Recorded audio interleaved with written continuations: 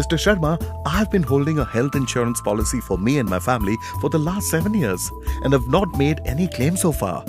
My father, who's a 60-year-old retired pensioner, needs to do a cataract operation. My request to the third-party administrator for cashless facility was agreed to. So why is it that the cashless facility was allowed only for 20,000 rupees when I had submitted the documents required for an estimated 40,000 rupees? Give me a minute, please.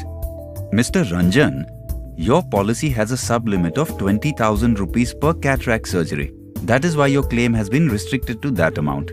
But the policy document does not state that. But I'm sorry, sir. Those are the terms that are currently in force. Mohan, I'm disappointed. And I need your help since you have handled insurance companies before. My policy document does not contain this particular clause. I had no idea about such a sub-limit. I was expecting that the insurance company would reimburse the 20,000 rupees on submission of bills. Listen, first register a complaint with the grievance cell of the insurance company. If you do not hear from them within 30 days, approach the insurance ombudsman. Hey Mohan, I had approached the insurer, but the company had not revised its decision. I then approached the insurance ombudsman, who found that I was not provided with a particular policy clause.